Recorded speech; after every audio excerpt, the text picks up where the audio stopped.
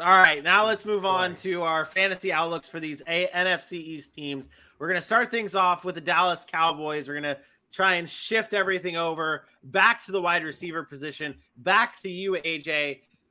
We talk about Michael Gallup to kick off the show. You had CeeDee Lamb at number 1 on your wide receiver list. Yesterday's show, if you haven't checked it out, go check it out on YouTube and all podcasting platforms. We talked about how, what was the wide receiver group? It was Stephon Diggs and Gabe Davis. We talked about how they could potentially have that type of season where it's like a Jamar Chase, a T. Higgins, where both wide receivers are heavily fantasy relevant. Maybe not 2 wide receiver ones, but a wide receiver 1, a wide receiver 2, solid seasons. Michael Gallup, CeeDee Lamb, how should we view those 2 wide receivers, and do they have that type of potential? As wide receiver 1s for both of them? Yeah, that type of high, that like what we talked about last night with Gabe Davis and Stephon Diggs, where they have the potential to be high-end wide receiver 2 and a wide receiver 1, something along those lines.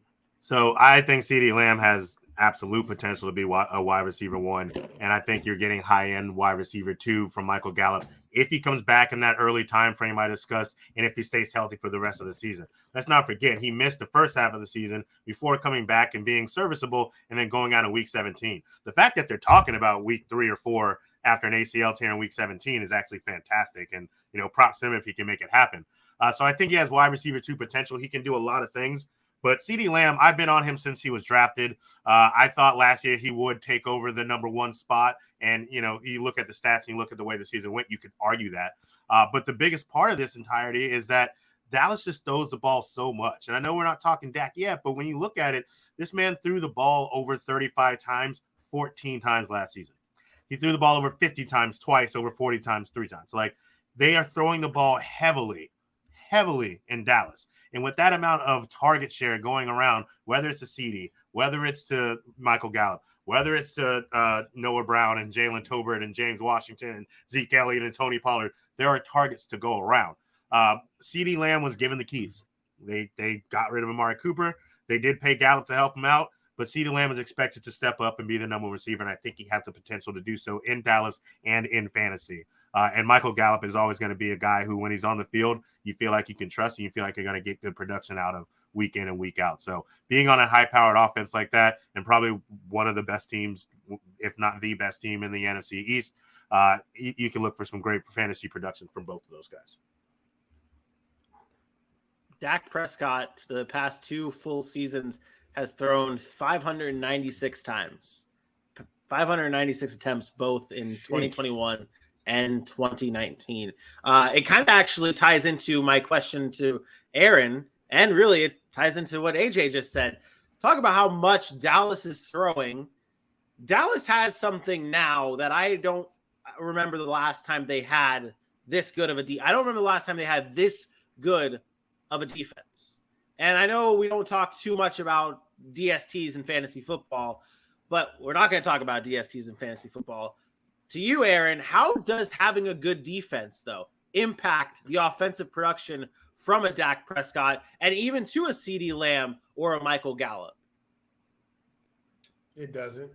I can't believe you asked me this question. So no. What the hell does a defense have to do with my fantasy football? No, hear me out here. I saw that. I read this today, trying to get the show ready. I'm like, okay, what kind of questions am I going to ask about the Dallas Cowboys? And I saw someone bring up the fact that the only concern with Dak Prescott not being arguably a top 5 quarterback in fantasy football is if Dallas is in more game scripts where their defense is controlling the game, they're shutting a team out, keeping them with not as many points, to the point where you don't have to have Dak Prescott throw that many times. You don't, which then turns into CeeDee Lamb not getting as much work, which then turns into Michael Gallup not getting that much work. Not saying that they're not going to be relevant, not saying that they're going to take that big of a hit, but it is an interesting thing to think about if your defense is that good to where your offense doesn't need to do as much. It's a reach. It's a reach for people trying to find something to talk about in fantasy football. In June and July. Dak Prescott threw the ball 596 times last year, right? They had one of the best defenses in football last year. So what changed? The fact is they played 3 games or six games, I'm sorry, against the NFC East. He usually torches the NFC East. But we don't talk about going back to 2016. Dak Prescott was the number 7 PPR quarterback his rookie year. He threw 459 times.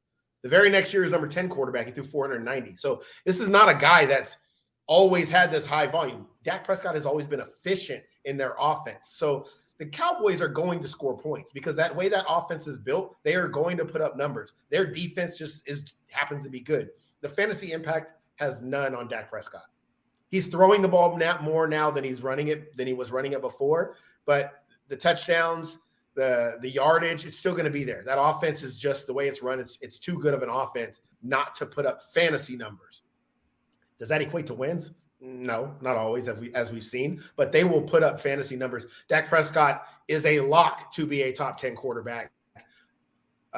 In my opinion, he hasn't been less than a top 10 quarterback except for 1 year, and that was in 2018 when I believe Zeke missed time, and then obviously the year he, broke his leg. I'm pretty sure in that year he was quarterback 12. He was still a QB, a low end QB1. In the year in 2018, the year you talked about him not being a top 10 quarterback. Yeah, he was QB like 14. I mean, he was close. Yeah. He was not quite a QB1, but Zeke was suspended 6. I mean, they were bad. They were pretty bad. So I don't see this. I think the biggest impact we talk is at the wide receiver position. Michael Gallup, if he plays an entire year, is going to be a high-end wide receiver too.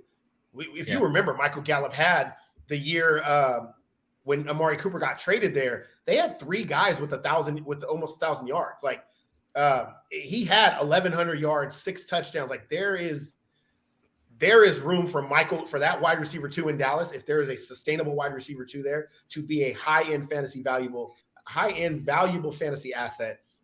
It's just about whether he's going to be ready. But even if you can get him down the stretch, I think that's big. But Dak Prescott's going to be quarterback 7, 8.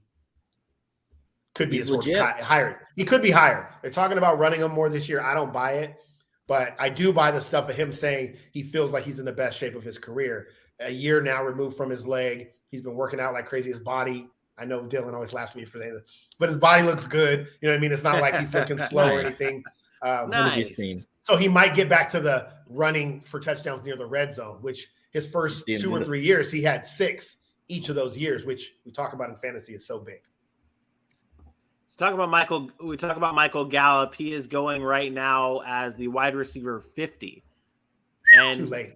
That right there. I mean, he's going right around guys like, he's going behind Chris Olave, Garrett Wilson, Alan Lazard, Kadarius Toney, Chase Claypool. I'd have him over all those guys, to be completely honest. I would too.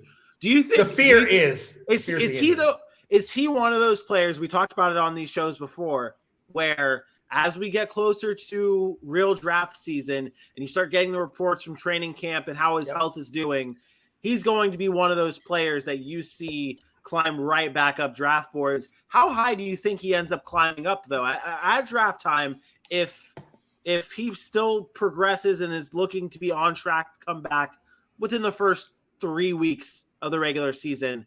How high do you think where do you think he should be getting drafted? If he comes back by week 3, I'm drafting him right where guys like Adam Thielen are being drafted. Okay. Wide receiver 28, 29, 30. I'm drafting him there because I don't think there's a chance in hell if he plays 14 out of the 17 weeks that he's not a wide receiver 2. Hopefully these camp reports don't really AJ Green you in the ass. I mean, that's the way they did a few years ago. Remember, they were like, "Oh, he got his toe. It's okay. It's okay." Yeah. Oh no, it's not okay.